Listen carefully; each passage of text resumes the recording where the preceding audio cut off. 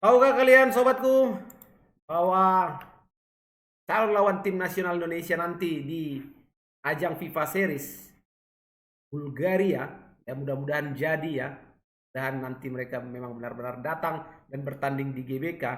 Itu pelatihnya, ya pelatih tim nasional Bulgaria saat ini pernah main di Indonesia dan juga pernah jadi asisten pelatih. Dan kita berharap tentunya Bulgaria datang dengan taktik Eropa. Seperti apa kira-kira tim nasional Indonesia di bawah asuhan skuad John Hetman main dan bertanding nanti di FIFA Series. Jadi menurut Papa Tola ini bukan hanya sekedar laga uji coba saja, tapi ini pertarungan masa depan John Hetman juga ini. Dan juga tentunya tim nasional Garuda Indonesia ke depan. Kita tahu bahwa Bulgaria, Saint Kitts and Nevis, terus Peru ataupun Tahiti itu beda benua, beda gaya tapi satu tujuan, sama-sama ingin menguji era baru tim nasional Indonesia. Jadi sobat-sobatku, sebelum kita lanjutkan video opini Papa Tola ini tentang FIFA Series dan tim nasional Indonesia di bawah asuhan pelatih John Hetman, kita analisa taktikal beberapa negara yang akan ikut serta di sini. Kalian jangan lupa untuk like, share, subscribe, dan berikan komentar-komentar video-video Papa Tola TV. Sobat-sobat Papa Tola, ini adalah satu ajang besar ya, di mana Indonesia diberikan kepercayaan sebagai tuan rumah.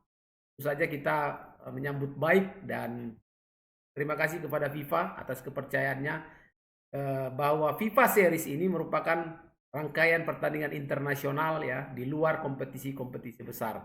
Jadi ini semacam internasional break finalist lah ya. Tapi ada poinnya, tetap ada poinnya dan untuk ranking FIFA. Jadi Indonesia akan jadi tuan rumah ini di bulan Maret, mulai dari tanggal 23 sampai dengan 31 Maret 2026. Nah, format turnamennya biasanya 2 kali bertanding. Jadi Indonesia lawan tim A, Indonesia lawan tim A lawan tim B atau tim C. Jadi ada 4 kan, ada 4 negara, tapi Indonesia hanya akan bertanding 2 kali. Nah, bagaimana kemudian ini menjadi tujuan utama kita adalah menguji taktik dan mendapatkan poin ataupun ranking yang lebih banyak lagi ya. Belum nanti kita masuk ke Piala Asia tahun 2027. Juga tentunya ini menjadi satu poin yang sangat besar yang harus dimanfaatkan oleh pelatih baru kita. Kita tahu bahwa saat ini ranking posisi Indonesia ada di peringkat 122. Dan Indonesia sendiri menargetkan untuk naik ke peringkat 110 atau 100 besar sepanjang tahun ini. Nah, di Asia, Indonesia itu berada di peringkat 23 sebelum John Hetman datang. Tentu dengan kehadiran John Hetman ya, pelatih asal Inggris ini yang sudah resmi ditunjuk awal Januari kemarin, gantikan Patrick. Rekam jejaknya kita sudah tahu bersama lah ya, bagaimana John bisa membawa Kanada lolos ke Piala Dunia tahun 2020. Membantu mereka naik rankingnya secara signifikan. Kita bisa melihat bagaimana filosofi sepak bola yang dibangun oleh John Hetman itu membangun mentalitas yang kuat, menggabungkan pemain lokal dan diaspora, serta bagaimana dia bisa memaksimalkan potensi untuk bersaing di level Asia dan dunia. Kalau pemain-pemain kunci sudah banyaklah kita tahu ya, seperti Kapten Ijes ya, uang kita, gelandang, ya, semua banyak ya. Banyaklah kalau pemain-pemain kunci yang akan dimainkan oleh John Hetman. Tergantung sekarang bagaimana dia memanage kekuatan kita, pemain diasporanya ya, memberi variasi taktik dari pengalaman di liga top mereka, tempat mereka bermain, dan tentunya dukungan dan harapannya tetap datang dari supporter yang besar datang ke GBK. Berikan tekanan positif di kandang. Tantangannya bagaimana konsistensi pertahanan nanti saat menghadapi lawan yang lebih tinggi rankingnya. Kita ambil contoh Bulgaria yang akan menjadi lawan kita ya. Ini negara Eropa yang punya pengalaman besar di sepak bola dan juga di FIFA juga rankingnya juga tinggi, 88, jauh lah daripada Indonesia. Dan negara ini punya sejarah panjang ya di Piala Dunia, termasuk kemampuan mereka bisa menembus semifinal di tahun 1994. Untuk pemain dan pelatih yang muncul ya saat ini ya, nama yang muncul di statistik FIFA Series itu pemainnya apa namanya Kirill Desporov dan Lilia Groove. Walaupun bukan top-topnya Eropa, tapi paling tidak secara permainan mereka tetap bagian dari sepak bola Eropa yang punya taktikal bermain disiplin dan juga punya pengalaman bermain di kelas-kelas apa negara-negara atas. Tapi memang Bulgaria ini juga nggak konsisten juga ya, sering kesulitan di kualifikasi Euro, kualifikasi World Cup. Nah, menariknya di Bulgaria ini adalah pelatihnya Alexander Dimitrov. Jadi ini punya koneksi yang unik nih dengan Indonesia karena Dimitrov ini bukan wajah asing di sepak bola Indonesia ya. 20 tahun yang lalu itu dia bermain sebagai pemain di Persipura Jayapura. 2 tahun dia di sana.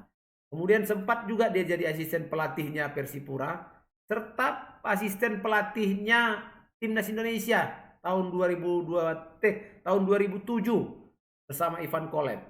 Jadi pengalaman ini tentu bisa membuat Dimitrov punya wawasan taktik Asia termasuk Indonesia yang akan dia coba nanti hadapinya di pertandingan FIFA Series. Secara permainan Bulgaria ini sebenarnya tradisional ya, cenderung bermain klasik, formasinya 4-3-3. Ada variasi-variasi sedikit memang, tapi fokus dia pada transisi cepat dan kekuatan fisik. Ini yang harus kita antisipasi ya.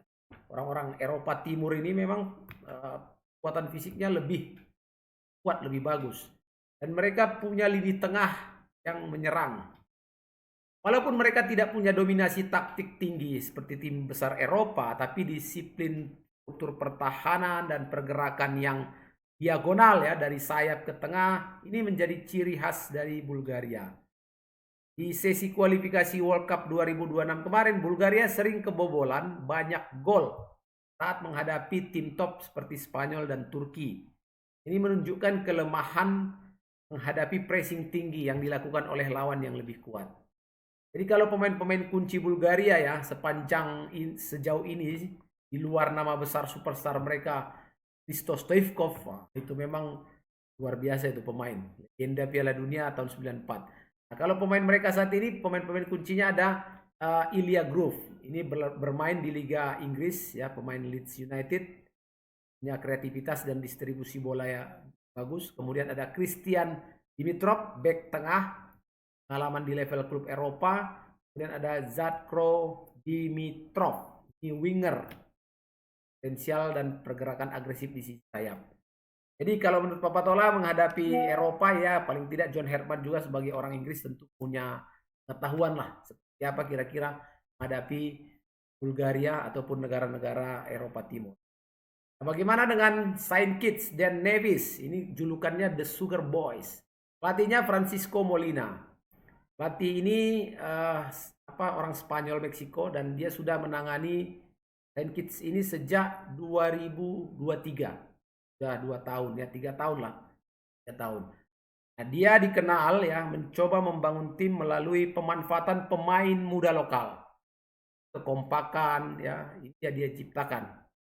Di fase kualifikasi World Cup kemarin dia menegaskan ya si Francisco Molina ini bahwa pentingnya keseimbangan kekuatan di setiap lini yang akan menjadi ciri khas dari Saint Kitts dan Nevis.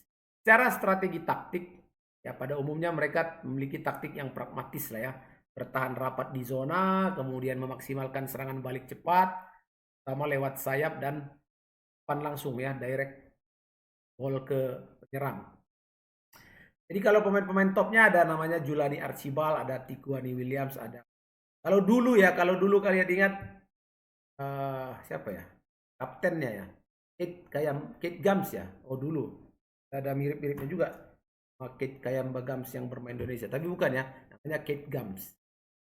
Jadi secara ranking kalau si Saint Nevis ini ada di ranking 153. Ini sebenarnya di bawah Indonesia. Jadi ada potensi besar sebenarnya kita mampu untuk mengalahkan si Saint Nevis.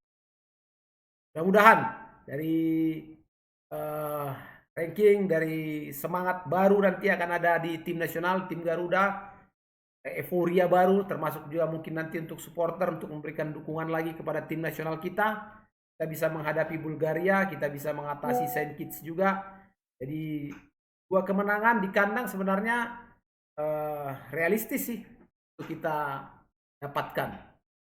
Ini akan jadi pengalaman baru sekaligus juga ujian dan tantangan baru, bukan tantangan baru, tantangan awal bagi pelatih John Herman di tim nasional Indonesia. Itu saja sobatku, opini Papa Tola. Mudah-mudahan kita bisa berdiskusi nanti melalui kolom komentar.